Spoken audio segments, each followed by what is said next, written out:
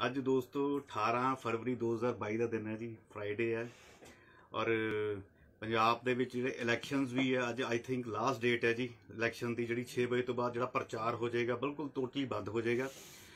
ਔਰ ਅੱਜ ਮੇਰਾ ਲਾਈਵ ਹੋਣ ਦਾ ਇੱਕ ਸਪੈਸੀਫਾਈਡ ਪਰਸਨ ਹੈ। Today is the last day for the election campaign, ਠੀਕ ਹੈ ਜੀ। ਪਹਿਲੀ ਗੱਲ ਹੈ ਜੀ। ਦੂਜੀ ਗੱਲ ਹੈ ਜੀ, ਅੱਜ ਮੈਂ ਲਾਈਵ ਹੋਇਆ ਜੀ ਇੱਕ ਸਪੈਸ਼ਲ ਸਾਡੇ ਸੀਨੀਅਰ ਜਿਹੜੇ ਐਡਵੋਕੇਟ ਸਾਹਿਬ ਹੈਗੇ, ਸ਼੍ਰੀ ਰਿਸਪੈਕਟਡ KR ਸਿਕਰੀ ਸਾਹਿਬ, ਜਿਨ੍ਹਾਂ ਦਾ ਔਰਾ ਬਹੁਤ ਵੱਡਾ ਜੀ। ਉਹ ਸਮਾਜਿਕ ਤੌਰ ਤੇ ਬਹੁਤ ਹੀ ਸੋਸ਼ਲ ਐਕਟਿਵ ਹੈ ਜੀ। ਕੋਈ NGO ਹੋਵੇ, ਚਾਹੇ ਲੁਧਿਆਣੇ ਦੀ, ਪੰਜਾਬ ਦੀ, ਹਿੰਦੁਸਤਾਨ ਦੀ, ਹਰ ਜਗ੍ਹਾ ਪਾਰਟਿਸਿਪੇਟ ਕਰਦੇ ਹੈ। ਜਿੱਥੇ ਕਿਸੇ ਨੂੰ ਲੋੜ ਹੁੰਦੀ ਹੈ ਉਹ ਵਲੰਟਰੀ ਉੱਥੇ ਜਾ ਕੇ ਲੋਕਾਂ ਦੀ ਮਦਦ ਕਰਦੇ ਆ। ਕੋਈ ਉਹਦੇ ਕੋਲ ਆ ਜਾਵੇ ਸਲਾਹ ਲੈਣ ਲਈ, ਉਹ ਹਮੇਸ਼ਾ ਅਗਰੈਸਿਵਲੀ ਉਸ ਚੀਜ਼ ਨੂੰ ਪੋਜ਼ਿਟਿਵਲੀ ਸਲਾਹ ਦਿੰਦੇ ਆ। ਪਹਿਲੀ ਗੱਲ। ਦੂਜੀ ਗੱਲ, ਰਾਜਨੀਤੀ ਦੇ ਵਿੱਚ ਕੋਈ ਪਾਰਟੀ ਹੋਵੇ, ਕੋਈ ਲੀਡਰ ਹੋਵੇ, ਕੋਈ ਸੰਸਥਾ ਹੋਵੇ, ਇੰਸਟੀਟਿਊਸ਼ਨ ਹੋਵੇ, ਪਿਆਰ ਉਹਨਾਂ ਦਾ ਸਭ ਨਾਲ ਬਰਕਰਾਰ ਆ ਜੀ। ਔਰ ਬਹੁਤ ਵੱਡਾ ਉਹਨਾਂ ਦਾ ਤਜਰਬਾ ਹੈ ਵਕਾਲਤ ਦੇ ਵਿੱਚ, ਬੜਾ ਵੱਡਾ ਰਿਨਾਊਂਡ, ਬੜਾ ਨਾਮ ਹੈ ਜੀ ਲੁਧਿਆਣਾ, ਪੰਜਾਬ, ਹਿੰਦੁਸਤਾਨ ਦੇ ਵਿੱਚ ਵਕਾਲਤ ਦੇ ਵਿੱਚ। ਤੇ ਮੈਂ ਦੋਸਤੋ, ਮੈਂ ਤੁਹਾਨੂੰ ਬੁਲਾਣਾ ਸਰ, ਮੈਂ ਤੁਹਾਨੂੰ ਬੜਾ ਧੰਨਵਾਦ ਕਰਦਾ ਕਿਸੇ ਕਿਸਮ ਤੁਸੀਂ ਸਾਨੂੰ ਟਾਈਮ ਦਿੱਤਾ ਜੀ ਆਪਣਾ। ਔਰ I am really thankful to, please sir, ਅਸੀਂ ਲਾਈਵ ਹੈਗੇ ਹਾਂ ਤੇ ਤੁਹਾਡੇ ਵਿਚਾਰ ਲੋਕਾਂ ਵਿੱਚ ਮੈਂ ਜਾਣਨਾ ਚਾਹੁੰਦਾ ਸਰ। ਯੋਗੇਸ਼ ਜੀ, ਤੁਸੀਂ ਮੇਰਾ ਜਿਹੜਾ ਪਰਿਚੈ ਦਿੱਤਾ ਹੈ, ਮੈਂ ਇਸ ਯੋਗ ਨਹੀਂ ਹੈ, ਲੇਕਿਨ ਤੁਸੀਂ ਮੈਨੂੰ ਇੰਨਾ ਮਾਣ ਇੱਜ਼ਤ ਦਿੱਤਾ ਹੈ, ਮੈਂ ਤੁਹਾਡਾ ਬਹੁਤ ਧੰਨਵਾਦੀ ਹਾਂ। ਤੁਸੀਂ ਮੇਰੇ ਤੇ ਇੰਨਾ ਯਾਨੀ ਕਿ ਮੈਨੂੰ ਪ੍ਰੋਜੈਕਟ ਕੀਤਾ ਹੈ, ਮੇਰੇ ਕੋਲ ਸ਼ਬਦ ਨਹੀਂ ਹਨ ਇਸ ਗੱਲ ਦੇ। ਲੇਕਿਨ ਜਿੱਥੇ ਤੱਕ ਸਵਾਲ ਵਿਧਾਨ ਸਭਾ ਦੀ ਚੋਣਾਂ ਦਾ ਹੈ, ਮੈਂ ਕਹਿਣਾ ਚਾਹਾਂਗਾ ਬਈ ਇਸ ਵੇਲੇ ਪੰਜਾਬ ਦੇ ਖਾਸ ਤੌਰ ਤੇ ਐਸੀ ਸਥਿਤੀ ਬਣੀ ਹੋਈ ਹੈ ਕਿ ਕੋਈ ਪ੍ਰੈਡਿਕਟ ਕਰ ਪਾਣਾ ਵੀ ਕਿਹੜੀ ਪਾਰਟੀ ਇਸ ਵੇਲੇ ਮੈਜੋਰਿਟੀ ਦੇ ਵਿੱਚ ਆਏਗੀ, ਇਹ ਕਹਿਣਾ ਬੜਾ ਇਸ ਵੇਲੇ ਨਾਮੁਮਕਿਨ ਜਿਹਾ ਲੱਗਦਾ ਹੈ। ਦਿਨ ਪਰ ਦਿਨ ਨਵੀਂ ਤੋਂ ਨਵੀਂ ਡਿਵੈਲਪਮੈਂਟਸ ਹੋ ਰਹੀਆਂ ਹਨ। ਕੈਂਡੀਡੇਟਸ ਆਪਣੀ ਲਾਇਲਟੀ ਚੇਂਜ ਕਰ ਰਹੇ ਹਨ। Exactly sir. ਲੋਕਾਂ ਨੂੰ ਬੜਾ ਇਸ ਵੇਲੇ ਪ੍ਰਮੁੱਖ ਸਥਿਤੀ ਹੋਈ ਹੈ ਵੀ ਉਹ ਕਿਹਨੂੰ ਵੋਟ ਦੇਣ, ਕਿਹਨੂੰ ਨਾ ਦੇਣ। ਇਸ ਕਰਕੇ ਹਰ ਰੋਜ਼ ਸਥਿਤੀ ਬਦਲਣ ਦੀ ਵਜ੍ਹਾ ਨਾਲ ਕੋਈ ਐਗਜ਼ੈਕਟ ਪ੍ਰੈਡਿਕਸ਼ਨ ਨਹੀਂ ਕੀਤੀ ਜਾ ਸਕਦੀ ਕਿ ਆਊਟਕਮ ਕੀ ਨਿਕਲੇਗਾ। ਇੱਕ ਗੱਲ ਸਾਹਮਣੇ ਨਜ਼ਰ ਆਉਂਦੀ ਪਈ ਹੈ ਬਈ ਪੰਜਾਬ ਦੇ ਵਿੱਚ ਕੋਈ ਪਾਰਟੀ ਐਸੀ ਫਿਲਹਾਲ ਨਹੀਂ ਹੈ ਜੋ ਮੈਜੋਰਿਟੀ ਹਾਸਲ ਕਰ ਸਕੇ। ਇਹ ਲੱਗਦਾ ਹੈ ਤ੍ਰਿਸ਼ੰਕੂ ਅਸੈਂਬਲੀ ਬਣੇਗੀ। ਔਰ ਅਸੈਂਬਲੀ ਤ੍ਰਿਸ਼ੰਕੂ ਤੋਂ ਬਾਅਦ ਕੀ ਇਹਨਾਂ ਦੇ ਆਪਸ ਦੇ ਵਿੱਚ ਐਡਜਸਟਮੈਂਟਸ ਕੀ ਹੋਣਗੀਆਂ, ਇਹ ਵਕਤ ਹੀ ਦੱਸੇਗਾ। ਮੇਰਾ ਸਰ ਇੱਕ ਸਵਾਲ ਹੈ ਸਰ, ਹੁਣ ਤੁਸੀਂ ਇੱਕ ਕਿਹਾ ਕਿ ਜਿਹੜੇ ਇੱਕ ਲੀਡਰਸ ਹੈਗੇ ਆ ਚੇਂਜ ਹੁੰਦੇ ਆ ਸਰ, ਇੱਕ ਰਵਾਇਤੀ ਪਾਰਟੀ ਛੱਡ ਕੇ ਦੂਜੀ ਜੀ, ਯਾਨੀ ਜਿਹੜੀ ਰੀਸ਼ਫਲਿੰਗ ਕਹਿੰਦੇ ਆਪਾਂ, ਜਿਹੜੇ ਲੋਕ ਜਿਹੜੇ ਵੋਟ ਪਾਉਂਦੇ ਆ sir, we are the voters, potential voters, ਜਿਹੜੇ ਯੰਗ ਵੋਟਰਸ ਆ, ਉਹ ਜਦੋਂ ਇਸ ਚੀਜ਼ ਦੀ ਉਥਲ ਪੁਥਲ ਇੱਕ ਪਾਰਟੀ ਨੂੰ ਛੱਡ ਕੇ ਦੂਜੀ ਪਾਰਟੀ, ਮੈਸੇਜ ਕੀ ਜਾਂਦਾ ਜੀ? ਇਹ ਮੈਸੇਜ ਜਿੱਥੇ ਤੱਕ ਸਵਾਲ ਹੈ, ਇਹ ਮੈਸੇਜ ਅੱਛਾ ਨਹੀਂ ਜਾ ਰਿਹਾ। ਲਾਇਲਟੀ ਜਿਹੜੀਆਂ ਲਾਈਫ ਦੇ ਵਿੱਚ ਇੱਕ ਬੜੀਆਂ ਮੈਟਰ ਕਰਦੀਆਂ ਹਨ। ਹਰ ਪੋਲੀਟੀਕਲ ਪਾਰਟੀ ਆਪਣਾ ਮੈਨੀਫੈਸਟੋ ਡਿਕਲੇਅਰ ਕਰਦੀ ਹੈ। ਮੈਨੀਫੈਸਟੋ ਦੇ ਅਨੁਸਾਰ ਉਸ ਤੋਂ ਬਾਅਦ ਸਰਕਾਰ ਚਲਾਉਂਦੀ ਹੈ। ਔਰ ਉਹਦੇ ਚ ਮੈਨੀਫੈਸਟੋ ਚ ਮੈਂ ਦੇਖਿਆ ਹੈ ਅਕਸਰ ਭਈ ਉਹਦੇ ਚ 70, 75, 80% ਜਿਹੜੇ ਵਾਅਦੇ ਕੀਤੇ ਹੁੰਦੇ ਨੇ ਉਹ ਝੂਠੇ ਕਰਾਰ ਕੀਤੇ ਜਾਂਦੇ ਨੇ, ਜਿਹਨਾਂ ਤੇ ਕੋਈ ਅਮਲ ਨਹੀਂ ਕੀਤਾ ਜਾਂਦਾ। ਤੇ ਯੂਥ ਕੀ ਹਰ ਇਨਸਾਨ ਤੇ ਇਸ ਗੱਲ ਦਾ ਪ੍ਰਭਾਵ ਪੈਂਦਾ। ਉਹ ਇਸ ਗੱਲ ਦਾ ਯਾਨੀ ਮਹਿਸੂਸ ਕਰਦਾ ਹੈ ਜੇ ਸਾਡੇ ਨੇਤਾਗਣ ਜਿਹੜੇ ਸਾਨੂੰ ਉੱਥੇ ਰਿਪਰੈਜ਼ੈਂਟ ਕਰਦੇ ਨੇ, ਜੇ ਉਹਨਾਂ ਦਾ ਕਰੈਕਟਰ ਇਹ ਹੈ ਤੇ ਆਉਣ ਵਾਲੇ ਟਾਈਮ ਤੇ ਅਸੀਂ ਕੀ ਕਰਾਂਗੇ। ਮੈਸੇਜ ਬਹੁਤ ਮਾੜਾ ਅਸਰ ਜਾਂਦਾ ਹੈ। ਮੈਂ ਸਮਝਦਾ ਯਾਨੀ ਕਿ ਐਸੇ ਲੋਕ ਜੋ ਲਗਾਤਾਰ ਬਦਲੀਆਂ ਕਰਦੇ ਹਨ, ਉਹਨਾਂ ਨੂੰ ਕੋਈ ਟਿਕਟ ਨਹੀਂ ਮਿਲਿਆ ਜਾਂ ਉਹਨਾਂ ਦੇ ਪਰਿਵਾਰ ਨੂੰ ਕੋਈ, ਯਾਨੀ ਉਹਨਾਂ ਨੂੰ ਪਰਿਵਾਰ ਦੇ ਬੰਦਿਆਂ ਨੂੰ ਵੀ ਕੋਈ ਪਾਰਟੀ ਨੇ ਐਕਨੋਲੇਜ ਨਹੀਂ ਕੀਤਾ, ਉਹਨਾਂ ਨੂੰ ਟਿਕਟ ਨਹੀਂ ਦਿੱਤਾ, ਆਪਣੀ ਲਾਇਲਟੀ ਚੇਂਜ ਕਰਕੇ ਦੂਜੀ ਪਾਰਟੀ ਚੇਂਜ ਕੀਤੀ ਜਾਵੇ। ਮੈਂ ਨਹੀਂ ਸਮਝਦਾ ਕੋਈ ਇਹ ਅੱਛੀ ਯਾਨੀ ਕਿ ਕੋਈ ਡਿਵੈਲਪਮੈਂਟ ਹੈ ਔਰ ਇਹ ਅੱਛਾ ਕੋਈ ਯਾਨੀ ਕਿ ਇਹਦਾ परिणाम ਨਿਕਲਣ ਵਾਲਾ ਹੈ। ਇਸ ਗੱਲ ਨੂੰ ਮੱਦੇਨਜ਼ਰ ਰੱਖਦੇ ਹੋਇਆ ਕੋਈ ਨਾ ਕੋਈ, ਮੈਂ ਸਮਝਦਾ ਹਾਂ, ਕਾਨੂੰਨ ਬਣਨਾ ਚਾਹੀਦਾ ਹੈ, ਜਿਸ ਦੀ ਵਜ੍ਹਾ ਨਾਲ ਇਹ ਜਿਹੜੀਆਂ ਐਸੀ ਜਿਹੜੀ ਚੀਜ਼ਾਂ ਨੇ ਨਹੀਂ ਹੋਣੀਆਂ ਚਾਹੀਦੀਆਂ। ਇਹ ਗਲਤ ਮੈਸੇਜ ਆ ਰਿਹਾ, ਯੂਥ ਨੂੰ ਖਾਸ ਤੌਰ ਤੇ ਪ੍ਰਭਾਵਿਤ ਕਰਦਾ ਹੈ। ਮੇਰਾ ਸਰ ਇੱਕ ਹੋਰ ਸਵਾਲ ਹੈ, ਹੁਣ ਜਿਵੇਂ ਇੱਕ ਜਿਹੜੀਆਂ ਲੀਡਰਸ ਹੈ ਸਰ, ਲੀਡਰ ਸਾਡੇ ਮੈਂਟਰਸ ਹੁੰਦੇ ਆ, ਠੀਕ ਹੈ ਜੀ। ਆਪਾਂ ਕੋਈ ਚਾਹੇ ਕਾਉਂਸਲਰ ਹੈ, ਚਾਹੇ MLA ਹੈ, ਚਾਹੇ ਸੰਸਦ ਦਾ ਵਿਧਾਇਕ, ਠੀਕ ਹੈ ਸਰ। ਲੀਡਰ ਇੱਕ ਦੂਜੇ ਲੀਡਰ ਤੇ ਜਿਹੜੀ ਸ਼ਬਦਾਵਲੀ, ਜਿਹੜੀ ਲੈਂਗੁਏਜ ਹੈ, ਠੀਕ ਹੈ, ਤੁਸੀਂ ਜਦੋਂ ਸ਼ਬਦਾਵਲੀ, ਗਲਤ ਸ਼ਬਦਾਵਲੀ ਯੂਜ਼ ਕਰਦੇ ਜੀ, ਹੁਣ ਪਿੱਛੇ ਅਸੀਂ ਸੋਸ਼ਲ ਮੀਡੀਆ ਦੇਖਦੇ ਹਾਂ ਜੀ, ਇੱਕ ਜਿਹੜੀ ਆਤਮਨਗਰ ਸਾਡੀ ਲੁਧਿਆਣਾ ਦੀ ਗੱਲ ਕਰੀਏ, ਉੱਥੇ ਦੇ ਜਿਹੜੇ ਰਿਨਾਊਂਡ ਲੀਡਰਸ ਇੱਕ ਦੂਜੇ ਤੇ ਮੀਨਸ ਕਿੰਨੀ ਲੈਂਗੁਏਜ ਦਾ ਜਿਹੜਾ ਹੈਗਾ ਕੀ ਮੈਸੇਜ ਦਿੰਦੇ ਆ ਜੀ, ਉਹ ਮੀਨਸ ਇਹ ਕੀ ਮੈਸੇਜ ਜਾਂਦਾ ਜੀ ਆਮ ਪਬਲਿਕ ਦੇ ਵਿੱਚ ਇਸਤੇਮਾਲ ਕਰ ਰਹੇ ਹਨ। ਮੈਂ ਦੇਖਦਾ ਕਿਸੇ ਲੈਵਲ ਤੇ ਵੀ ਇਸ ਵੇਲੇ ਲਫ਼ਜ਼ਾਂ ਦਾ ਨੂੰ ਸੰਕੁਚਿਤ ਨਹੀਂ ਕੀਤਾ ਜਾ ਰਿਹਾ, ਰਾਈਟ। ਔਰ ਜਿੰਨਾ ਯਾਨੀ ਕਿਸੇ ਦੇ ਖਿਲਾਫ, ਚਾਹੇ ਉਹਦੇ ਕੈਰੈਕਟਰ ਦੇ ਬਾਰੇ ਹੈ, ਚਾਹੇ ਉਹਦੇ ਪਰਿਵਾਰ ਦੇ ਬਾਰੇ ਹੈ, ਚਾਹੇ ਉਹਦੀ ਪਾਰਟੀ ਦੇ ਬਾਰੇ ਹੈ, ਜੋ ਭੱਦੇ ਸ਼ਬਦ ਇਸਤੇਮਾਲ ਕੀਤੇ ਜਾ ਸਕਦੇ ਇਸ ਇਲੈਕਸ਼ਨ ਦੇ ਵਿੱਚ ਕੀਤੇ ਜਾ ਰਹੇ ਹਨ। ਇਹ ਬਹੁਤ ਅਨਫੋਰਚੂਨੇਟ ਹੈ, ਬਹੁਤ ਅਨਫੋਰਚੂਨੇਟ ਹੈ। ਸਾਨੂੰ ਦੇਖੋ, ਇੱਕ ਕੈਂਡੀਡੇਟ ਜਿਹੜਾ ਹੈ ਆਪਣੇ ਆਪ ਨੂੰ ਇਹ ਦੱਸਦਾ ਹੈ, ਪ੍ਰੋਜੈਕਟ ਇਹ ਕਰਦਾ ਹੈ ਕੈਂਡੀਡੇਟ, ਬਈ ਮੈਂ ਤੁਹਾਡੀ ਸੇਵਾ ਕਰਾਂਗਾ, ਲੇਕਿਨ ਉਹ ਬਾਉਂਡ ਹੈ ਆਪਣੀ ਪਾਰਟੀ ਦੇ ਨੋਰਮਸ ਨਾਲ ਬਾਉਂਡ ਹੈ। ਉੱਥੇ ਕੀ ਅਲੱਗ ਸੇਵਾ ਕੀ ਕਰੇਗਾ? ਇੱਕ ਵਿਅਕਤੀਗਤ ਸੰਬੰਧ ਅਲੱਗ ਹੈ, ਪਾਰਟੀ ਦੀ ਪੋਲਿਟਿਕਸ ਦੇ ਪਾਰਟੀ ਦੀ ਪਾਲਿਸੀਜ਼ ਦੇ ਮੁਤਾਬਕ ਚੱਲਣਾ ਇੱਕ ਅਲੱਗ ਚੀਜ਼ ਹੈ। ਇਸ ਸਿਚੁਏਸ਼ਨ ਦੇ ਵਿੱਚ ਯਾਨੀ ਕਿ ਕਿਸੇ ਨੂੰ ਕੁਝ ਕਹਿ ਦੇਣਾ, ਇਹਨੇ ਆਹ ਕਰਤਾ ਉਹ ਕਰਤਾ, ਮੈਂ ਸਮਝਦਾ ਪਬਲਿਕ ਖੁਦ ਜਾਣਦੀ ਹੈ। ਇਲੈਕਸ਼ਨ ਕਮਿਸ਼ਨ ਨੇ ਬੜਾ ਅੱਛਾ ਕੀਤਾ ਹੋਇਆ ਹੈ, ਪ੍ਰੋਪਰਟੀ ਡੈਕਲੇਰੇਸ਼ਨ ਲੈਂਦੇ ਨੇ, ਆਦਮੀ ਦਾ ਸੁਪਰੀਮ ਕੋਰਟ ਦੇ ਡਾਇਰੈਕਸ਼ਨ ਦੇ ਮੁਤਾਬਕ ਦੱਸਣਾ ਪਏਗਾ ਉੱਥੇ ਕੋਈ ਕ੍ਰਿਮੀਨਲ ਕੇਸ ਚੱਲਦੇ ਤੇ ਨਹੀਂ ਚੱਲ ਰਹੇ ਨੇ, ਪਹਿਲਾਂ ਕਨਵਿਕਸ਼ਨ ਹੋਈ ਨਹੀਂ ਹੋਈ, ਔਰ ਉਸ ਤੋਂ ਬਾਅਦ ਉਹਦੇ ਕਿੰਨੇ ਕੇਸ ਚੱਲਦੇ ਪਏ ਨੇ। ਲੇਕਿਨ ਇਹਦੀ ਪਬਲਿਸਿਟੀ ਲੈਕ ਕਰਦੀ ਹੈ, ਮੈਂ ਸਮਝਦਾ ਹੈਗਾ। ਪਬਲਿਕ ਨੂੰ ਬੇਸ਼ੱਕ ਕਾਨੂੰਨ ਬਣਿਆ ਹੋਇਆ ਹੈ ਵੀ ਉਹ ਕੈਂਡੀਡੇਟ ਨੂੰ ਲਿਖਣਾ ਪਏਗਾ, ਉਹਦੀ ਜਿਹੜੀ ਟੋਟਲ ਡੈਕਲੇਰੇਸ਼ਨ ਜਿਹੜੀ ਦਿੱਤੀ ਹੈ, ਪ੍ਰੋਪਰ ਡੈਕਲੇਰੇਸ਼ਨ ਜਾਂ ਹੋਰ ਉਹਦੇ ਐਂਟੀਸੀਡੈਂਟਸ ਦੀ ਡੈਕਲੇਰੇਸ਼ਨ ਨੇ, ਉਹਨਾਂ ਨੂੰ ਪੂਰੀ ਤਰ੍ਹਾਂ ਪਬਲਿਸਾਈਜ਼ ਕਰਨਾ ਚਾਹੀਦਾ ਪ੍ਰੈਸ ਦੇ ਵਿੱਚ।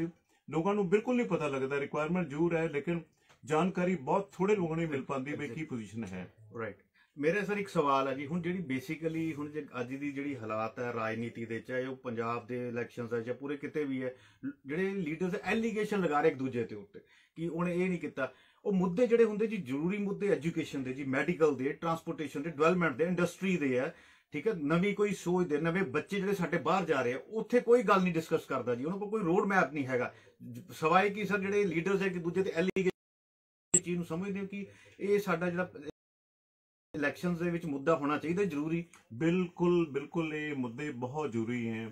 ਪੰਜਾਬ ਦੇ ਵਿੱਚ ਇਸ ਵੇਲੇ ਸਭ ਨਾਲੋਂ ਵੱਡੀ ਸਮੱਸਿਆ ਹੈ ਯੂਥ ਨਸ਼ਿਆਂ ਦੇ ਨਾਲ ਬਹੁਤ ਹੀ ਇਸ ਵੇਲੇ ਪ੍ਰਭਾਵਿਤ ਹੋ ਚੁੱਕੀ ਹੈ। ਨਸ਼ਿਆਂ ਨੇ ਸਾਡੀ ਯੂਥ ਸਾਡੀ ਨਿਰਾਸ਼ਾ ਨਾਲ ਇੱਥੇ ਪੰਜਾਬ ਛੱਡ ਕੇ ਦੂਜੇ ਮੁਲਕਾਂ ਦੇ ਜਾ ਰਹੀ ਹੈ, ਔਰ ਦੁੱਖ ਦੀ ਗੱਲ ਇਹ ਹੈ ਕਿ ਉੱਥੇ ਜਾਣ ਤੋਂ ਬਾਅਦ ਦੁਬਾਰਾ ਮੁੜ ਕੇ ਇੱਥੇ ਆਉਣ ਦਾ ਨਾਮ ਨਹੀਂ ਲੈਂਦੀ, ਬਲਕਿ ਆਪਣੇ ਦੂਜੇ ਪਰਿਵਾਰ ਦੇ ਬੰਦਿਆਂ ਨੂੰ ਵੀ ਉਕਸਾਉਂਦੀ ਹੈ ਵੀ ਤੁਸੀਂ ਇੱਥੇ ਆਓ, ਇੱਥੇ ਰਹੋ। ਬੜੇ ਸੰਪੰਨ ਪਰਿਵਾਰ ਵੀ ਜਿਹੜੇ ਨੇ ਆਪਣਾ ਸਭ ਕੁਝ ਵੇਚ ਵੱਟ ਕੇ ਬਾਹਰ ਜਾਣ ਦੀ ਤਿਆਰੀ ਕਰੀ ਬੈਠੇ ਹੋਏ ਨੇ। ਐਸੇ ਹਾਲਾਤ ਕਿਉਂ ਆਏ ਹੈ ਕਿ ਇਹ ਸਾਨੂੰ ਵਿਚਾਰ ਕਰਨਾ ਪਏਗਾ।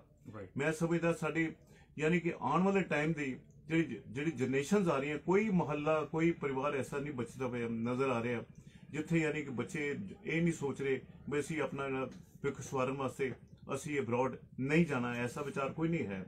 ਇਸ ਕਰਕੇ ਮੈਂ ਸਮਝਦਾ ਇਹ ਇੱਕ ਬੜਾ ਵੱਡਾ ਮੁੱਦਾ ਹੈ। ਜਿਹੜੇ ਤੁਸੀਂ ਮੁੱਦੇ ਹੁਣ ਪੁਆਇੰਟ ਆਊਟ ਕੀਤੇ ਨੇ, ਮੈਂ ਉਹਨਾਂ ਦੇ ਵਿੱਚ ਇੱਕ ਮੁੱਦਾ ਜਿਹੜਾ ਸਭ ਨਾਲੋਂ ਜ਼ਿਆਦਾ ਇਸ ਵੇਲੇ ਲੈਣਾ ਚਾਹੁੰਦਾ ਉਹ ਹੈ ਇੰਡਸਟਰੀ ਦਾ। Exactly sir.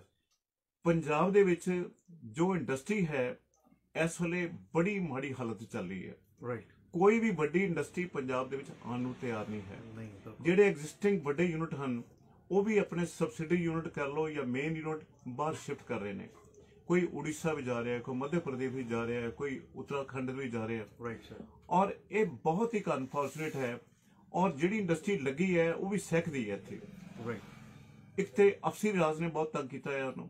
ਰਾਈਟ। ਔਰ ਦੂਜੀ ਗੱਲ ਇਹ ਹੈ ਕਿ ਉਹਨਾਂ ਨੂੰ ਇੱਥੇ ਯਾਨੀ ਕਿ ਸਮੱਸਿਆਵਾਂ ਜਿਹੜੀਆਂ ਪਹਿਲਾਂ ਐਗਜ਼ਿਸਟ ਨਹੀਂ ਕਰਦੀਆਂ ਸੀ ਉਹ ਇਸ ਵੇਲੇ ਉਸ ਸਮੱਸਿਆ ਦਾ ਵੀ ਸਾਹਮਣਾ ਕਰਨਾ ਪੈ ਰਿਹਾ ਹੈ। ਸਾਨੂੰ 23ਵੇਂ ਨੰਬਰ ਤੇ ਹਿੰਦੁਸਤਾਨ ਦੇ ਵਿੱਚ ਪੰਜਾਬ ਇਸ ਵੇਲੇ ਆ ਚੁੱਕਿਆ ਹੈ ਜਿੱਥੇ ਤੱਕ ਪੰਜਾਬ ਦੀ ਰੇਟਿੰਗ ਦਾ ਸਵਾਲ ਹੈ। ਔਰ ਇਹ ਸਭ ਤੋਂ ਜ਼ਿਆਦਾ ਅਨਫੋਰਚੂਨੇਟ ਹੈ। ਅੱਜ ਮੈਂ ਦੇਖਦਾ ਪਿਆ ਯਾਨੀ ਕਿ ਇਹ ਜੋ 23ਵੇਂ ਨੰਬਰ ਤੇ ਆਣਾ ਕੁਝ ਸਾਲਾਂ ਦੇ ਵਿੱਚ ਹੀ ਹੋਇਆ ਹੈ। ਕੋਈ ਵਕਤ ਐਸਾ ਸੀ ਪੰਜਾਬ ਯਾਨੀ ਕਿ ਪਹਿਲੇ 2-3 ਨੰਬਰ ਦੇ ਵਿੱਚ ਆਉਂਦਾ ਸੀ। ਰਾਈਟ। ਪੰਜਾਬ ਦੀ ਐਗਰੀਕਲਚਰ ਵੀ ਇਸ ਵੇਲੇ ਪਿਛੜ ਰਹੀ ਹੈ। ਰਾਈਟ। ਨਾ ਸਿਰਫ ਇੰਡਸਟਰੀ, ਐਗਰੀਕਲਚਰ ਵੀ ਇਸ ਵੇਲੇ ਬਹੁਤ ਜ਼ਿਆਦਾ ਸਫਰ ਕਰ ਰਹੀ ਹੈ। Right sir. ਔਰ ਜਦ ਤੱਕ ਇੰਡਸਟਰੀ ਦਾ ਸਵਾਲ ਹੈ, ਜੋ ਸਮੇਂ ਦੀ ਮੰਗ ਹੈ, ਮੈਂ ਇਹ ਕਹਾਂਗਾ ਬਈ ਪੰਜਾਬ ਦੇ ਵਿੱਚ ਜਿਸ ਤਰ੍ਹਾਂ ਉੱਤਰਾਖੰਡ ਦੇ ਕੁਝ ਇਲਾਕੇ, ਹਿਮਾਚਲ ਦੇ ਕੁਝ ਇਲਾਕੇ, ਜੰਮੂ ਕਸ਼ਮੀਰ ਦੇ ਕੁਝ ਇਲਾਕੇ, ਲਦਾਖ ਦੇ ਵਿੱਚ, ਲੇਹ ਲਦਾਖ ਦੇ ਵਿੱਚ ਗਵਰਨਮੈਂਟ ਨੇ ਟੈਕਸ ਫ੍ਰੀ ਜ਼ੋਨ ਕੀਤੇ ਸੀ। ਸਰਕਾਰ ਨੂੰ ਕਮ ਸੇ ਕਮ ਪੰਜਾਬ ਦੇ ਵਿੱਚ ਇੰਡਸਟਰੀ ਲਿਆਉਣ ਦੇ ਵਾਸਤੇ, ਬਾਹਰੋਂ ਇੰਡਸਟਰੀ ਆਵੇ, ਮਲਟੀਨੈਸ਼ਨਲ ਕੰਪਨੀਆਂ ਆਉਣ ਔਰ ਵੱਡੀ ਇੰਡਸਟਰੀ ਜਿਹੜੀ ਇੱਥੇ ਪੰਜਾਬ 'ਚ ਇੰਸਟਾਲ ਹੋਵੇ, ਉਹਦੇ ਵਾਸਤੇ ਜ਼ਰੂਰੀ ਹੈ ਕਿ ਟੈਕਸ ਫ੍ਰੀ ਯਾਨੀ ਜ਼ੋਨ ਡਿਕਲੇਅਰ ਕਰ ਦੇਣਾ ਚਾਹੀਦਾ ਹੈ for A period of 10 years, at least 10 ਸਾਲ ਵਾਸਤੇ ਰਿਕੁਆਇਰਮੈਂਟ ਹੈ। ਕਿਉਂਕਿ ਉਸ ਦੇ ਨਾਲ ਇਹ ਹੋਏਗਾ, ਕੰਪਨੀਆਂ ਦੇ ਆਉਣ ਦੇ ਨਾਲ ਇੱਕ ਸਭ ਨਾਲ ਵੱਡਾ ਇਹ ਹੈਗਾ, ਯੂਥ ਨੂੰ ਐਮਪਲੋਇਮੈਂਟ ਮਿਲੇਗੀ, ਯੂਥ ਨਸ਼ੇ ਛੱਡ ਦੇਗੀ, ਔਰ ਰੈਵਨਿਊ ਜਨਰੇਟ ਵੀ ਹੋਏਗਾ ਕਿ ਤਰੀਕੇ ਨਾਲ ਕੀਤਾ ਜਾਵੇ, ਤੇ ਸਭ ਨਾਲ ਵੱਡੀ ਜਿਹੜੀ ਫੋਰਨ ਕੰਪਨੀਆਂ ਨੇ ਉਹ ਵੀ ਇੱਥੇ ਪੰਜਾਬ ਦੇ ਵਿੱਚ ਆ ਜਾਣਗੀਆਂ। ਪੰਜਾਬ ਦੇ ਲੋਕਾਂ ਦੇ ਵਿੱਚ ਬੜੇ ਮਿਹਨਤੀ ਨੇ, ਸਾਡਾ ਇਤਿਹਾਸ ਇਹ ਕਹਿੰਦਾ ਹੈ, ਇਹ ਇਹਨਾਂ ਨੂੰ ਕੋਈ ਫਰਕ ਨਹੀਂ ਪੈਂਦਾ, ਇਹ 16 18 ਘੰਟੇ ਵੀ ਮਿਹਨਤ ਕਰਨ ਨੂੰ ਤਿਆਰ ਹੈਗੇ ਨੇ, ਕਰਦੇ ਨੇ।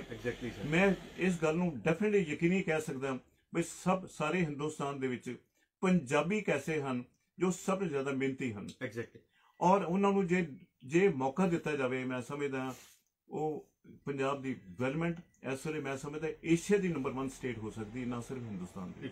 ਸਰ ਮੇਰਾ ਇੱਕ ਹੋਰ ਸਵਾਲ ਹੈ, ਤੁਸੀਂ ਹੁਣ ਫ੍ਰੀ ਟੈਕਸ ਦੀ ਗੱਲ ਕੀਤੀ, ਫ੍ਰੀ ਜਿਹੜਾ ਸ਼ਬਦ ਹੈਗਾ ਮੁਫਤ, ਹੁਣ ਜਿਵੇਂ ਜਿੰਨੀਆਂ ਵੀ ਲੀਡਰਸ ਜਾਂ ਪਾਰਟੀਆਂ ਹੈਗੀਆਂ ਜੋ ਅੱਜ ਕੱਲ ਕਹਿੰਦੇ ਜੀ, ਇੱਕ ਪਾਰਟੀ ਕਹਿੰਦੀ ਜੀ ਮੈਂ ਇੰਨੇ ਫ੍ਰੀ ਦੇ ਚੀਜ਼ਾਂ ਦਊਂਗੀ ਜਾਂ ਇੰਨੀ ਮੈਂ ਫ੍ਰੀ ਮੰਥਲੀ ਪੈਨਸ਼ਨ ਜਾਂ ਕੁਝ ਵਾਟਸਐਵਰ ਫ੍ਰੀ ਦੀ ਚੀਜ਼ਾਂ ਜਿਹੜੀ ਹੈਗੀ, ਕਿਆ ਸਰ ਮੁਫਤ ਜਿਹੜੀ ਚੀਜ਼ਾਂ ਵਾ ਪੰਜਾਬ ਜਾਂ ਹਿੰਦੁਸਤਾਨ ਦੇ ਵਿੱਚ ਇਹ ਵਾਜਿਬ ਹੈ ਜੀ, ਬਜਾਏ ਕਿ ਰੁਜ਼ਗਾਰ ਇੰਡਸਟਰੀ ਨੂੰ ਗਰੋ ਕਰਨਾ? ਸਰ ਵਰਲਡ ਦੇ ਵਿੱਚ ਕਾਜ਼ਕਿਸਤਾਨ ਇੱਕ ਐਸਾ ਕੰਟਰੀ ਹੈ ਜਿੱਥੇ ਯਾਨੀ ਕਿ ਇਸ ਤਰ੍ਹਾਂ ਦੇ ਪੋਲੀਟੀਕਲ ਪਾਰਟੀਆਂ ਨੇ ਡੈਕਲੇਰੇਸ਼ਨ ਦਿੱਤੀਆਂ ਸੀ, ਰਾਈਟ ਸਰ, ਔਰ ਦੇਣ ਤੋਂ ਬਾਅਦ ਉਸ ਕੰਟਰੀ ਦੀ ਅੱਜ ਪੋਜੀਸ਼ਨ ਇਹ ਹੋ ਗਈ ਹੈ, ਇੱਕ ਸਭ ਨਾਲੋਂ ਜ਼ਿਆਦਾ ਗਰੀਬ ਮੁਲਕ ਬਣ ਗਿਆ ਹੈ, ਜਿੱਥੇ ਯਾਨੀ ਕਿ ਵੱਧ ਤੋਂ ਵੱਧ ਇਸ ਵੇਲੇ ਭ੍ਰਿਸ਼ਟਾਚਾਰ ਹੈ, ਵੱਧ ਤੋਂ ਵੱਧ ਉੱਥੇ ਖੂਨ ਖਰਾਬੇ ਹੋ ਰਹੇ ਹਨ। ਮੈਂ ਸਮਝਦਾ ਇਹ ਜਿਹੜੀ ਇਨਸੈਂਟਿਵ ਇੱਦਾਂ ਦੀ ਜਿਹੜੀ ਡੈਕਲੇਰੇਸ਼ਨਸ ਨੇ ਇਹ ਬਹੁਤ ਅਨਫੋਰਚੂਨੇਟ ਹੈ। ਇਹ ਗਲਤ ਹੈ ਬਿਲਕੁਲ। ਸਰਕਾਰ ਯਾਨੀ ਕਿ ਬਿਜਲੀ ਫ੍ਰੀ ਦੇ ਦੇਵਾਂਗੇ, ਪਾਣੀ ਫ੍ਰੀ ਦੇ ਦੇਵਾਂਗੇ, ਤੁਹਾਨੂੰ ਤੁਹਾਡੇ ਖਾਤੇ 'ਚ ਪੈਸੇ ਪਾ ਦੇਵਾਂਗੇ, ਇਹ ਬਹੁਤ ਹੀ ਗਲਤ ਯਾਨੀ ਲੋਕਾਂ ਨੂੰ ਟੈਂਪਟੇਸ਼ਨਸ ਹੈ। ਮੈਂ ਇੱਥੇ ਦੱਸਣਾ ਚਾਹਾਂਗਾ ਯਾਨੀ ਕਿ ਬਿਹਾਰ ਦੇ ਵਿੱਚ ਨਿਤਿਸ਼ ਗਵਰਨਮੈਂਟ ਜਦੋਂ ਫਾਰਮ ਹੋਈ ਪਹਿਲਾਂ, ਉਹਨਾਂ ਨੇ ਉੱਥੇ ਦੀ ਲੇਬਰ ਨੂੰ ਇਨਸੈਂਟਿਵ ਦੇਣ ਦੇ ਤੌਰ ਤੇ ਕਹਿਤਾ ਵੀ ਤੁਹਾਨੂੰ ਜੇ ਨੌਕਰੀ ਨਹੀਂ ਮਿਲੇਗੀ ਤੇ ਤੁਹਾਨੂੰ ਅਸੀਂ ਯਾਨੀ ਕਿ ਇੱਕ ਪਰਟੀਕੁਲਰ ਅਮਾਊਂਟ ਜਿਹੜੀਆਂ ਤੁਹਾਡੇ ਖਾਤਿਆਂ 'ਚ ਕ੍ਰੈਡਿਟ ਕਰਾਂਗੇ। ਸਰ ਉਹਨਾਂ ਨੂੰ ਮਨਰੇਗਾ ਸਕੀਮ ਦੇ ਤਹਿਤ ਤੇ ਉੱਥੇ ਦੀ ਲੇਬਰ ਨੂੰ ਇੱਕ ਐਸਾ ਯਾਨੀ ਕਿ ਝਾਂਸਾ ਦਿੱਤਾ, ਐਸਾ ਯਾਨੀ ਕਿ ਉਹਨਾਂ ਨੇ ਲਾਲਚ ਦਿੱਤਾ ਬਈ ਤੁਸੀਂ ਯਾਨੀ ਕਿ ਇੱਥੇ ਰਹੋ। ਕਾਰਨ ਇਹ ਹੋਇਆ ਕਿ ਆਪਣੀ ਸਟੇਟ ਦੀ ਡਿਵੈਲਪਮੈਂਟ ਤੇ ਕਰ ਨਹੀਂ ਸਕੇ ਉਹ। ਉਹਦੇ ਨਾਲ ਜਿਹੜੀ ਲੇਬਰ ਜਿਹੜੀ ਬਾਹਰਲੀ ਸਟੇਟਾਂ ਦੇ ਵਿੱਚ ਕੰਮ ਕਰਦੀ ਸੀ, ਰਾਜਾਂ 'ਚ ਕੰਮ ਕਰਦੀ ਸੀ, ਪੰਜਾਬ ਵੀ ਉਹਨਾਂ 'ਚ ਇੱਕ ਹੈ, ਉੱਥੇ ਲੇਬਰ ਸ਼ਾਰਟੇਜ ਹੋ ਗਈ। ਲੇਬਰ ਸ਼ਾਰਟੇਜ ਦੀ ਵਜ੍ਹਾ ਨਾਲ ਵੀ ਇੱਕ ਕਾਰਨ ਬਣਿਆ ਜਿਹਦੀ ਵਜ੍ਹਾ ਨਾਲ ਇੰਡਸਟਰੀਅਲ ਗਰੋਥ ਨਹੀਂ ਹੋ ਪਾਈ। ਮੈਂ ਸਮਝਦਾ ਇਸ ਤਰ੍ਹਾਂ ਜਿਹੜੀਆਂ ਕਹਿਣਾ ਬਈ ਤੁਹਾਨੂੰ ਇਹ ਫ੍ਰੀ ਦੇ ਦਾਂਗੇ ਹਰ ਚੀਜ਼, ਮੈਂ ਬੁਨਿਆਦੀ ਚੀਜ਼ਾਂ ਜਿਹੜੀਆਂ ਨੇ ਉਹ ਬੁਨਿਆਦੀ ਚੀਜ਼ਾਂ ਸਾਡੀਆਂ ਹੈ, ਇੱਕ ਐਜੂਕੇਸ਼ਨ, ਬਿਲਕੁਲ ਸਰ, ਤੇ ਇੱਕ ਸਾਡੇ ਹਸਪੀਟਲਾਈਜੇਸ਼ਨ, ਮੈਡੀਕਲ ਜਿਹੜੀ ਫੈਸਿਲਿਟੀਜ਼ ਨੇ, ਇਹ ਦੋ ਚੀਜ਼ਾਂ ਬਹੁਤ ਜ਼ਰੂਰੀ ਨੇ ਸਾਡੀ ਜ਼ਿੰਦਗੀ ਦੇ ਵਿੱਚ। ਔਰ ਸਰਕਾਰ ਨੂੰ ਜੇ ਸਾਨੂੰ ਕੋਈ ਅੱਛਾ ਕੋਈ ਕਰਨਾ ਚਾਹੀਦਾ ਹੈ ਤੇ ਇਹਦਾ ਸਤਰ ਵਧਾਉਣਾ ਚਾਹੀਦਾ ਹੈ। ਅੱਜ ਹਾਲਤ ਇਹ ਹੈ ਗਵਰਨਮੈਂਟ ਸਕੂਲਾਂ ਦੇ ਵਿੱਚ ਕੋਈ ਬੱਚੇ ਜਿਹੜੇ ਅੱਛੇ ਪਰਿਵਾਰਾਂ ਦੇ ਨਹੀਂ ਪੜ੍ਹਾਏ ਜਾਂਦੇ।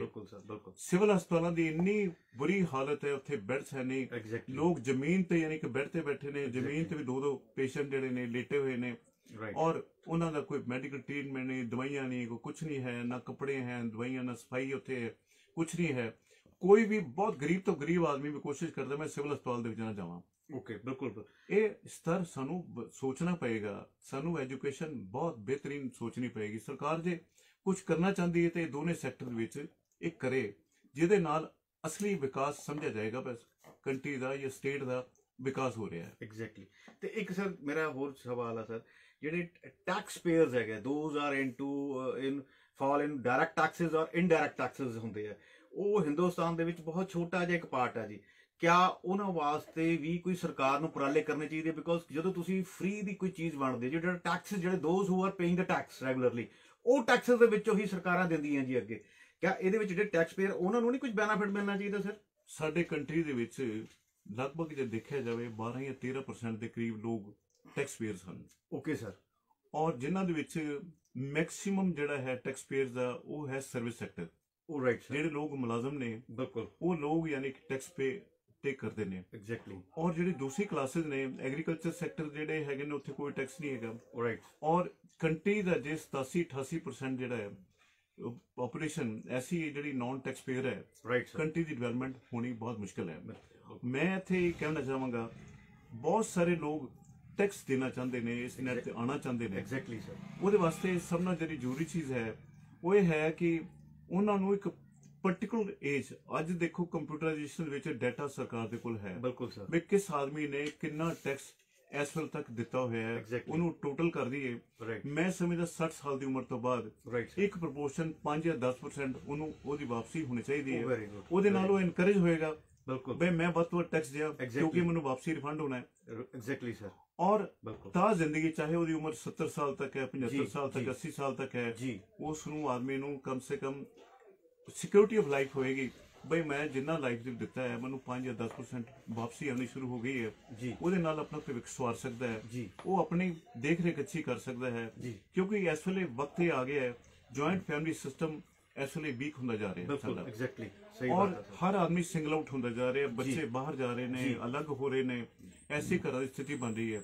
ਜਿਹੜੇ ਬਜ਼ੁਰਗ ਜਿਹੜੇ 60 ਸਾਲ ਦੀ ਉਮਰ ਤੋਂ ਆ ਜਾਂਦੇ ਹਨ, ਉੱਪਰ ਉਹਨਾਂ ਦੀ ਉਮਰ ਹੋ ਜਾਂਦੀ ਹੈ, ਰਾਈਟ ਸਰ, ਉਹਨਾਂ ਨੂੰ ਪ੍ਰੋਟੈਕਸ਼ਨ ਦੀ ਜ਼ਰੂਰਤ ਹੈ, ਸਿਕਿਉਰਿਟੀ ਦੀ ਲੋੜ ਹੈ। ਐਗਜ਼ੈਕਟਲੀ। ਜੇ ਸਰਕਾਰ ਇਸ ਤਰ੍ਹਾਂ 5-10% ਦੇਣਾ ਸ਼ੁਰੂ ਕਰੇਗੀ, ਮੈਂ ਸਮਝਦਾ ਉਹਨਾਂ ਲੋਕਾਂ ਨੂੰ ਇੱਕ ਕੌਨਫੀਡੈਂਸ ਹੋਏਗਾ, ਜ਼ਿੰਦਗੀ ਦੇ ਵਿੱਚ ਇੰਟਰਸਟ ਵੀ ਹੋਏਗਾ ਔਰ ਆਪਣਾ ਅੱਛਾ ਜੀਵਨ ਬਤੀਤ ਕਰ ਸਕਣਗੇ ਜਿੰਨੀ ਦੇਰ ਤੱਕ ਉਹ ਆਪਣੀ ਲਾਈਫ ਟਾਈਮ ਸਾਰੀ ਆਪਣੇ ਅੱਛੇ ਬਿਤਾਉਣਗੇ। ਮੈਂ ਸਮਝਦਾ ਇਹ ਸਰਕਾਰ ਵੱਲੋਂ ਇੱਕ ਇਸ ਤਰ੍ਹਾਂ ਕੋਈ ਨਾ ਕੋਈ, ਮੈਂ ਬੜੀ ਕੋਸ਼ਿਸ਼ ਕਰ ਰਿਹਾ ਹਰ ਜਗ੍ਹਾ ਤੇ ਕਹਿਣਾ, ਰਾਈਟ ਸਰ, ਬਈ ਸਰਕਾਰ ਨੂੰ ਯਾਨੀ ਕਿ ਕੋਈ ਨਾ ਕੋਈ ਨੀਤੀ ਅਪਣਾਉਣੀ ਚਾਹੀਦੀ ਹੈ, ਰਾਈਟ ਸਰ, ਜਿਹਦਾ ਜਿੰਨਾ ਉਹਨਾਂ ਟੈਕਸ ਦਿੱਤਾ ਹੈ ਐਗਜ਼ੈਕਟਲੀ ਉਹਦਾ ਇੱਕ ਪੋਰਸ਼ਨ ਇੱਕ 60 ਸਾਲ ਦੀ ਉਮਰ ਤੋਂ ਬਾਅਦ ਉਹਨੂੰ ਮਿਲਣਾ ਚਾਹੀਦਾ ਹੈ। ਜੇ ਕਿਤੇ ਇਹ ਸਰਕਾਰ ਅਨਾਉਂਸ ਕਰੇ, ਮੈਂ ਸਮਝਦਾ ਬਹੁਤ ਸਾਰੇ ਲੋਕ ਜਿਹੜੇ ਨਹੀਂ ਟੈਕਸ ਦਿੰਦੇ ਹੈ ਉਹ ਵੀ ਵਲੰਟਰਲੀ ਅੱਗੇ ਆਉਣਗੇ। ਐਗਜ਼ੈਕਟਲੀ ਸਰ, ਬਹੁਤ ਜ਼ਰੂਰੀ ਹੈ ਕੰਮ। ਮੈਂ ਸਮਝਦਾ ਸਾਡਾ ਟੈਕਸ ਸਟਰਕਚਰ ਜਿਹੜਾ ਹੈ ਪੂਰੀ ਤਰ੍ਹਾਂ ਯਾਨੀ ਕਿ ਗਵਰਨਮੈਂਟ ਨੂੰ ਇਹ ਕਰਨਾ ਚਾਹੀਦਾ ਹੈ। Number 2, right sir, income tax act ਹੈ, ਇਹਨੂੰ ਟੋਟਲੀ ਰਿਪਲੇਸ ਕਰ ਦੇਣਾ ਚਾਹੀਦਾ ਐਕਸਪੈਂਡੀਚਰ ਟੈਕਸ ਨਾਲ। ਓਕੇ। ਐਕਸਪੈਂਡੀਚਰ ਟੈਕਸ ਜਿਹੜਾ ਹੈ ਉਹਦੇ ਨਾਲ ਮੈਂ ਸਮਝਦਾ ਕਲੈਕਸ਼ਨ ਵੀ ਜ਼ਿਆਦਾ ਹੋਣਗੀ। Okay sir. ਔਰ ਕੰਸੀਲਮੈਂਟ ਘੱਟ ਹੋਏਗੀ। ਰਾਈਟ। ਥਰਡ ਜਿਹੜੀ ਸਭ ਤੋਂ ਵੱਡੀ ਚੀਜ਼ ਹੈ ਜਿਹੜੀ ਗਵਰਨਮੈਂਟ ਨੇ ਫੇਸਲੈਸ ਅਸੈਸਮੈਂਟ ਸ਼ੁਰੂ ਕੀਤੀ ਹੈ, ਰਾਈਟ, ਇਹ ਫੇਸਲੈਸ ਜਿਹੜਾ ਮੈਂ ਸਮਝਦਾ ਕੋਈ ਇਹ ਅੱਛੀ ਮੂਵ ਨਹੀਂ ਹੈ। Okay sir. ਕੁਝ ਸੈਕਟਰ ਜ਼ਰੂਰ ਪਸੰਦ ਕਰਦੇ ਹੋਣਗੇ, ਅੱਛੀ ਮੂਵ ਨਹੀਂ। ਕਾਰਨ ਇਹ ਹੈ ਅਸੈਸੀ ਸਾਹਮਣੇ ਬੈਠਾ ਹੈ, ਰਾਈਟ, ਉਹਦੀਆਂ ਕੋਈ ਪ੍ਰੋਬਲਮਸ ਹੋ ਸਕਦੀਆਂ ਅਸੈਸਿੰਗ ਆਫਿਸਰ ਜਿਹੜੀਆਂ ਪ੍ਰੋਪਰਲੀ ਐਕਸਪਲੇਨ ਨਹੀਂ ਕਰ ਸਕਦਾ ਫੇਸਲੈਸ ਦੇ ਵਿੱਚ। Right, right. ਔਰ ਸਰਕਾਰ ਨੇ ਕੀਤਾ ਫੇਸਲੈਸ, ਅਪੀਲਾਂ ਵੀ ਫੇਸਲੈਸ, ਰਾਈਟ, ਔਰ ਥੱਲੇ ਅਸੈਸਮੈਂਟ ਵੀ ਫੇਸਲੈਸ। ਰਾਈਟ। ਮੈਂ ਸਮਝਦਾ ਸਰਕਾਰ ਦੀ ਨੀਅਤ ਦੇ ਵਿੱਚ ਮੈਨੂੰ ਨਹੀਂ ਸ਼ੱਕ ਨਜ਼ਰ ਆਉਂਦਾ, ਲੇਕਿਨ ਇਹਦੀ ਪ੍ਰੈਕਟੀਕਲ ਜਿਹੜੀ ਇੰਪਲੀਕੇਸ਼ਨਸ ਨੇ ਉਹ ਕਾਫੀ ਗਲਤ ਹੋ ਰਹੀਆਂ। Okay sir. ਔਰ ਇਹਦੇ ਬਾਰੇ ਜ਼ਰੂਰ ਸਰਕਾਰ ਨੂੰ ਥੋੜਾ ਨਿਯਮ ਆਪਣੇ ਚੇਂਜ ਕਰਨੇ ਚਾਹੀਦੇ ਨੇ। ਸਰ ਬੜਾ ਅੱਛਾ ਲੱਗਿਆ, ਬਹੁਤ ਹੀ ਉਮਦਾ ਵਿਚਾਰ ਤੁਸੀਂ ਦਿੱਤੇ ਹੈ ਸਰ। ਮੇਰਾ ਹੁਣ ਇੱਕ ਛੋਟੀ ਜਿਹੀ ਰਿਕੁਐਸਟ ਹੈ, ਇਸ ਵਾਰੀ ਜਿਹੜੇ ਇਲੈਕਸ਼ਨ ਦੇ ਵਿੱਚ ਜਿਹੜੇ ਯੰਗ ਵੋਟਰ ਹੈ, those who are casting their very first time vote above 18, ਠੀਕ ਹੈ ਜੀ, ਉਹਨਾਂ ਬਾਰੇ ਮੈਂ ਚਾਹੁੰਦਾ ਤੁਸੀਂ ਆਪਣੇ ਬਹੁਤ ਇੱਕ being a mentor of the young voters ਕਿ ਉਹ ਵੋਟ ਜਿਹੜੀ ਪਾਣ, ਕਿਹਨੂੰ ਡਰ ਭੈ ਤੋਂ ਹਟ ਕੇ ਵੋਟ ਪਾਣੀ, ਉਹਨਾਂ ਨੂੰ ਕੀ ਮੈਸੇਜ ਦੇਣਾ ਚਾਹੁੰਦੇ sir? I request to you please. ਮੈਂ ਪੰਜਾਬ ਦੀ ਜਿਹੜੀ ਯੁਵਾ ਪੀੜ੍ਹੀ ਹੈ ਉਹਨੂੰ ਇਹ ਰਿਕੁਐਸਟ ਕਰਾਂਗਾ ਬਈ ਤੁਸੀਂ ਜਿੰਨੇ ਪਾਰਟੀਆਂ ਦੇ ਇਸ ਵੇਲੇ ਮੈਨੀਫੈਸਟੋ ਹੈ ਉਹ ਤੁਸੀਂ ਦੇਖ ਲਏ ਨੇ, ਬੜੇ ਲੁਭਾਵਨੇ ਨੇ ਹਨ। ਇਹ ਸੋਚ ਕੇ ਚੱਲਿਆ ਜੇ ਇਹ ਸਿਰੇ ਨਹੀਂ ਚੜਨੇ, ਕੁਛ ਨਹੀਂ ਚੜਨੇ। ਤੁਸੀਂ ਯਾਨੀ ਕਿ ਵੋਟ ਪਾਉਣ ਤੋਂ ਪਹਿਲਾਂ ਇਹ ਸੋਚ ਲੈਣਾ, 5 ਮਿੰਟ ਆਰਾਮ ਨਾਲ ਸੋਚ ਲੈਣਾ ਬਈ ਮੈਂ ਯਾਨੀ ਕਿ ਮੇਰੀ ਇੱਕ ਵੋਟ ਦੇ ਨਾਲ ਸਾਰੀ ਸਟੇਟ ਦਾ, ਸਾਰੇ ਦੇਸ਼ ਦਾ ਭਵਿੱਖ ਦਾ ਸਵਾਲ ਹੈ। Exactly sir. ਮੈਂ ਯਾਨੀ ਕਿ ਇਸ ਨੂੰ ਯਾਨੀ ਸੋਚਣਾ ਹੈ ਮੇਰੀ ਵੋਟ ਦੇ ਨਾਲ ਯਾਨੀ ਕਿ ਇਸ ਕੰਟਰੀ ਦੇ ਦਾ ਫਿਊਚਰ ਕੀ ਹੋਏਗਾ, ਇਹ ਸੋਚਣਾ ਪਏਗਾ। ਬਿਲਕੁਲ ਬਿਲਕੁਲ ਰਾਈਟ ਸਰ। ਮੈਂ ਨਹੀਂ ਕਹਿੰਦਾ ਵੀ ਤੁਸੀਂ ਕਿਸ ਪਾਰਟਿਕੂਲਰ ਪਾਰਟੀ ਦੇ ਕਰੋ, ਇਹ ਸੋਚ ਕੇ ਕਰਿਆ ਜੇ ਬਈ ਤੁਹਾਡੀ ਵੋਟ ਦੀ ਬਹੁਤ ਕੀਮਤੀ ਹੈ, ਇੱਕ ਵੋਟ ਬਹੁਤ ਕੀਮਤੀ ਹੈ। ਮੈਂ ਇੱਥੇ ਇੱਕ ਗੱਲ ਜ਼ਰੂਰ ਕਹਾਂਗਾ, ਇਹ ਵੋਟ ਦਾ ਰਾਈਟ ਤੁਹਾਨੂੰ ਮਿਲਿਆ, ਐਕਸਰਸਾਈਜ਼ ਜ਼ਰੂਰ ਕਰਨਾ। ਇਹ ਬੜਾ ਅਨਫੋਰਚੂਨੇਟ ਹੈ ਬਈ ਇਸ ਵੇਲੇ ਔਨ ਐਨ ਐਵਰੇਜ 60-62-63% ਦੇ ਕਰੀਬ ਵੋਟਿੰਗ ਪੈਂਦੀ ਹੈ। ਰਾਈਟ। ਮੈਂ ਹਮੇਸ਼ਾ ਇਸ ਗੱਲ ਦਾ ਹਾਮੀ ਰਿਹਾ ਬਈ ਸਰਕਾਰ ਨੂੰ ਇਸ ਤਰ੍ਹਾਂ ਕਰਨਾ ਚਾਹੀਦਾ ਹੈ ਬਈ ਮੈਂਡੇਟਰੀ ਬਣਾਉਣਾ ਚਾਹੀਦਾ ਹੈ, ਇਲੈਕਸ਼ਨ ਦੇ ਵਿੱਚ ਵੋਟ ਦੇਣਾ ਕਾਨੂੰਨੀ ਇੱਕ ਯਾਨੀ ਕਿ ਆਬਲੀਗੇਸ਼ਨ ਬਣੀ ਹੈ। ਜੇ ਨਹੀਂ ਕੋ ਵੋਟ ਦਿੰਦਾ ਤੇ it should be punishable offence. Okay. ਕਾਰਨ ਇਹ ਹੈ ਕਿ ਸਰਕਾਰਾਂ ਜਿਹੜੀ ਫਾਰਮ ਹੁੰਦੀ ਹੈ ਉਹ ਜਿਹੜੀਆਂ 60-62% ਵੋਟਾਂ ਦੇ ਆਧਾਰ ਤੇ ਰਾਜ ਕਰਦੀਆਂ। Right sir. ਤੇ ਇਹ ਜਿਹੜਾ ਜੇ ਯਾਨੀ ਕਿ 100% ਵੋਟਾਂ ਦਾ ਯਾਨੀ ਕਿ ਜੇ ਕਾਊਂਟਿੰਗ ਹੋਏਗਾ ਤੇ ਉਹਦਾ ਪ੍ਰਤੀਨਿਧ ਜਿਹੜਾ ਹੋਏਗਾ ਬੜਾ ਪ੍ਰੋਪਰ ਹੋਏਗਾ। Okay sir. ਸਭ ਦਾ ਹੋਏਗਾ। ਓਕੇ। ਸਾਡੇ ਬਹੁਤ ਸਾਰੇ ਲੋਕ ਜਿਹੜੇ ਨੇ ਉਹ ਜਦੋਂ ਇਲੈਕਸ਼ਨ ਦਾ ਦਿਨ ਹੁੰਦਾ ਬਾਅਦ ਛੁੱਟੀ ਮਨਾਉਣ ਬਾਹਰ ਚਲੇ ਜਾਂਦੇ ਨੇ। Right sir. ਵੋਟ ਨਹੀਂ ਪਾਉਂਦੇ, ਇਹਨੂੰ ਛੁੱਟੀ ਦੇ ਤੌਰ ਤੇ ਇਹ ਸਮਝਦੇ ਨੇ ਬਈ ਚਲੋ ਅੱਜ ਛੁੱਟੀ ਮਿਲ ਗਈ ਸਾਨੂੰ, ਲੇਕਿਨ ਇਹ ਗਲਤ ਹੈ। ਸਾਨੂੰ ਆਪਣੀ ਵੋਟ ਜ਼ਰੂਰ ਕਾਸਟ ਕਰਨੀ ਚਾਹੀਦੀ ਹੈ ਔਰ ਕਾਸਟ ਵੀ ਐਸੇ ਪਾਰਟੀ ਨੂੰ ਜਾਂ ਐਸੇ ਕੈਂਡੀਡੇਟ ਨੂੰ ਦੇਣੀ ਚਾਹੀਦੀ ਹੈ ਜਿਹੜੀ ਵਾਕਈ ਤੁਹਾਡੀ ਯਾਨੀ ਅਸੈਸਮੈਂਟ ਦੇ ਵਿੱਚ ਬਹੁਤ ਬਿਹਤਰੀਨ ਕੈਂਡੀਡੇਟ ਹੋਵੇ ਜਿਸ ਦੇ ਨਾਲ ਕੰਟਰੀ ਦੀ ਡਿਵੈਲਪਮੈਂਟ ਹੋ ਸਕੇ। ਇਹ ਮੇਰੀ ਯਾਨੀ ਕਿ ਸਭੀ ਨੂੰ ਪ੍ਰਾਰਥਨਾ ਹੈ, ਯੂਥ ਵੀ ਬਾਕੀਆਂ ਨੂੰ ਵੀ ਪ੍ਰਾਰਥਨਾ ਹੈ, ਵੋਟ ਐਕਸਰਸਾਈਜ਼ ਜ਼ਰੂਰ ਕਰੋ। ਰਾਈਟ। ਔਰ ਜ਼ਿਆਦਾ ਵੋਟ ਆਏਗੀ ਉਹਦੇ ਨਾਲ ਜ਼ਿਆਦਾ ਮੈਂਡੇਟ ਪਤਾ ਲੱਗੇਗਾ ਪਬਲਿਕ ਦਾ ਕੀ ਹੈ। ਇਹ ਮੈਂ ਤੁਹਾਨੂੰ ਗੁਜ਼ਾਰਿਸ਼ ਕਰਦਾ ਇਸ ਗੱਲ ਤੇ। ਚੇਂਜ ਆਏਗਾ ਸਰ, ਚੇਂਜ ਆਏਗੀ ਇਹਦੇ ਨਾਲ, ਵੋਟ ਪਏਗੀ ਡੈਫੀਨਿਟਲੀ ਚੇਂਜ ਆਏਗੀ ਜਿੰਨੀ ਵੋਟ ਜ਼ਿਆਦਾ ਆਏਗੀ, ਕਿਉਂਕਿ ਅਸੀਂ ਅਨਕਨਸਰਨਡ ਮਹਿਸੂਸ ਕਰਦੇ ਹਾਂ ਅਸੀਂ ਕੀ ਲੈਣਾ ਇਹਦੇ ਚ। ਐਗਜ਼ੈਕਟਲੀ। ਇਹ ਗਲਤ ਸੋਚ ਹੈ, ਬਦਲਣੀ ਪਏਗੀ। Even single vote count sir. ਬਿਲਕੁਲ ਇੱਕ ਵੋਟ ਦੇ ਨਾਲ ਯਾਨੀ ਕਿ ਕੰਟਰੀ ਦਾ ਭਵਿੱਖ ਡਿਸਾਈਡ ਹੋਣਾ ਹੈ।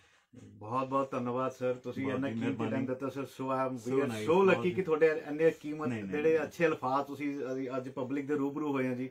Thank you very much sir. ਬਹੁਤ ਖੰਨਾ ਸਾਹਿਬ, ਬਹੁਤ ਸ਼ੁਕਰੀਆ ਤੁਹਾਡਾ। ਤੁਸੀਂ ਯਾਨੀ ਕਿ ਅੱਜ ਕੀਤਾ ਹੈ ਸਾਰਾ, ਬਹੁਤ ਮਿਹਰਬਾਨੀ।